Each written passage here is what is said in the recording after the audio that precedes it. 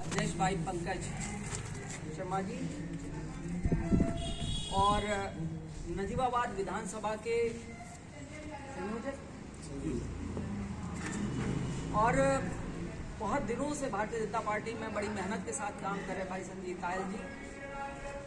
गांधी गोयल जी, हमारे विक्रांत जी, वकील साहब और मैं सबका नाम नहीं जानती, विशाल माहेश्वरी जी, हमारे जितने भी मंडल के पदाधिकारी, हमारे कार्यकर्ता बंधु और यहाँ जितने भी व्यापारी वर्ग से उपस्थित जितने भी लोग हैं, मैं आप सबका अभिनंदन करती हूँ, आपका स्वागत करती हूँ। तो अगर आपको तकलीफ हो रही हो तो कुर्सी आप आगे ले लीजिएगा अगर मेरी आवाज नहीं आ रही। तो क्योंकि आज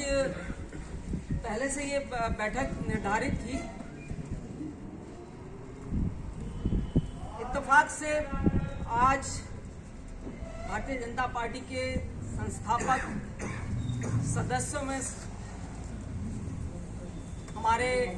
दीनदयाल उपाध्याय जी का आज पुण्यतिथि भी है, तो मैं शुरुआत वहीं से करती हूँ, फिर हम लोग बजट की बात करेंगे। कि 25 सितंबर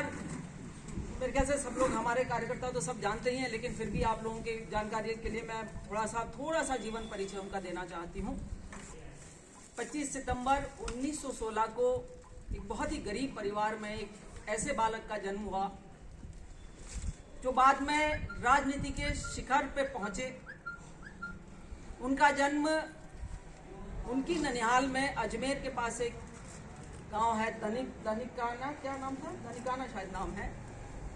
वहाँ उनका जन्म हुआ। पर वो रहने वाले नंगला चंद्रभान, जो मथुरा में एक जगह है, वहाँ के रहने वाले थे। उनके पिता भगवती चरण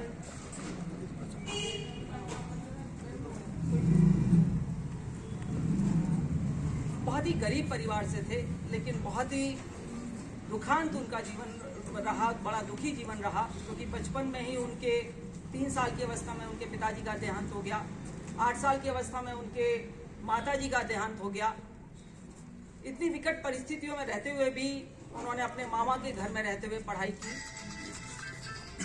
और कानपुर से ग्रेजुएशन कंप्लीट करने के बाद वो संघ के संपर्क में आए और इत्तेफाक से उस समय भाऊ देवरस जी के संपर्क में आने से उन्होंने एक परीक्षा उत्तीर्ण की थी। उस समय तीन साल कंप्लीट होने के बाद जो बौद्धिक दिया, उसमें पूरे हिंदुस्तान में, पूरे भारतवर्ष में उन्होंने प्रथम स्थान प्राप्त किया। और 1951 में जब डॉक्टर श्यामा प्रसाद जी का नेहरू जी के साथ मुस्लिम तुष्टीकरण की नीति के तहत विरोधाभास हुआ, तो उन्होंने मंत्रिमंडल छोड़ दिया और गुरु जी से, हमारे संघ के जो गुरु जी थे, उनसे उन्होंने एक प्रार्थना की कि मैं एक ऐसे राजनीतिक दल का स्थापना करना चाहता हूं, बनाना चाहता हूं, जिसमें पूरे भारतवर्ष के वो लोग जिनके मन में अपने देश के प्रति, अपने राष्ट्र के प्रति बहुत सुभावना हो। तो गुरुजी ने दीनदयाल जी से कहा कि मैं आपसे चाहता हूं कि आप संघ में रहते हुए भी डॉक्टर श्यामा प्रसाद मुखर्जी की मदद करें और उनके संपर्क में रह के इस राजनीतिक पार्टी की शुरुआत करें। तभी जनसंघ का जन्म हुआ और उन्होंने जनसंघ में रहते हुए जब डॉक्टर श्यामा प्रसाद मुखर्जी जी राष्ट्रीय अध्यक्ष बने तो वो महामंत्री बने। मैं एक छोटी सी घटना उनकी मैं बताऊंगी, उनकी ईमानदारी की, कि एक बार जब वो बाजार से गुजर रहे थे तो उनको एक सब्जी वाली एक महिला दिखाई दी, तो उन्होंने उससे सब्जी खरीदी और सब्जी खरीदने के बाद जब वो घर आए तो उन्होंने देखा कि उनके जेब में एक खोटा सिक्का पड़ा हुआ था। वो खोटा सिक्का गलती से माई के पास चला गया था जो सब्जी बेच रही थी। दीनदयाल जी वापस आए और उन्होंने उस माई से माफ़ी मांगी और कहा, माई मुझे क्षमा कर दे, मैंने गलती से तुमको खोटा सिक्का दे दिया। माँ ने उनको बहुत सारा आशीर्वाद दिया और कहा कि बेटा कोई बात नहीं, मुझे अपनी गलती का एहसास हुआ, मैं तो गरीब हूँ, पर तुमने इतनी इतनी दूर आके मुझे अपनी गलती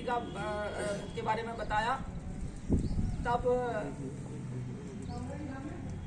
बड़ी अजीब बात रही कि जैसे जैसे जनसंघ की शुरुआत हुई, उन्होंने इतनी मेहनत की कि पूरे हिंदुस्तान में हर जगह के दौरा किया, हर जगह उन्होंने भ्रमण किया। और बड़े, क्योंकि हम आज सिर्फ इसके बारे में इकट्ठे हुए हैं, अपने बजट के बारे में बात करना चाह रहे हैं, लेकिन उस विभूति को याद करना भी बहुत ज़रूरी है। बड़े अफसोस के साथ मैं आपको बताना चाहूँगी, इतने महान व्यक्ति की बड़ी रहस्यमयी परिस्थितियों में 11 फरवरी 1968 को कालीकट से पटना जाते समय मुगल सराय स्टेशन पर उनको बड़ी रहस्यमय परिस्थितियों में उनकी हत्या कर दी गई और रेलवे ट्रैक के किनारे उनका शव पड़ा हुआ मिला। ऐसी महान विभूति को, जिन्होंने आज हम सबको यहाँ, अब हम सभी बैठे हैं, आज हिंदुस्तान की ये भारतीय जनता पार्टी जो विश्व की सबसे बड़ी पार्टी बनी है, ऐसे ही महान विभूति के प्रयासों का फल है।